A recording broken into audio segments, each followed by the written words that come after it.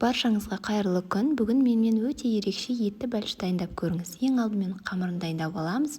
Жылы сүтке ашытқы, қант қосып, апара дайындаймыз. Содан соң тұз бен сұйық май қосып, қамыр илеп, оны 1 сағатқа қалдырамыз. Начинкасына фаршқа тәтті бұрыш және қызанақты 4 бұрыш етіп турап аламыз.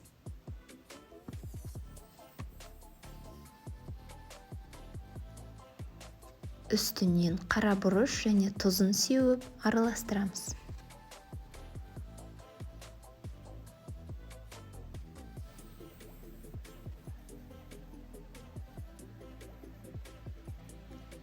Көтерілген қамырды дөңгелек етіп жайып шығамыз.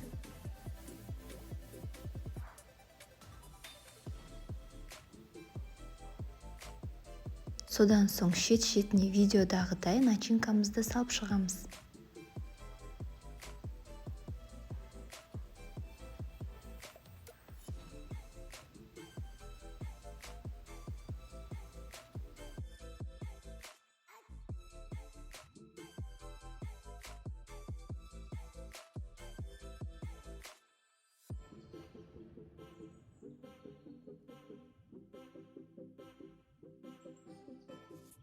Бетін осылайша жауып, қалған начинканы ортасына жайып шығамыз.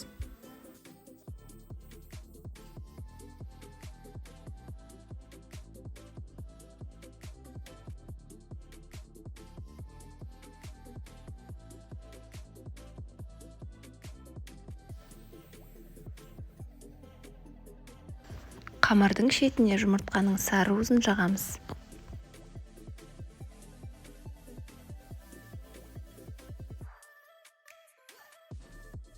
Ең соңынан бетіне сырымызды сеуіп, қызып тұрған 160 градустағы пешімізге 40 минутқа салып пісіріп аламыз.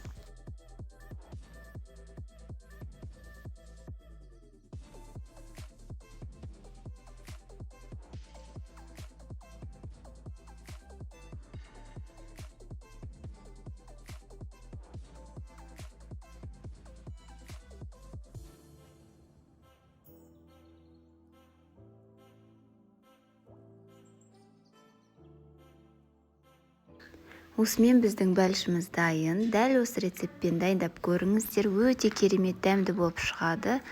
Менің каналыма тіркеліп, лайк басуды ұмытпаңыздар. Сіздермен бірге болған мен Жадыра. Баршаңызға ас болсын.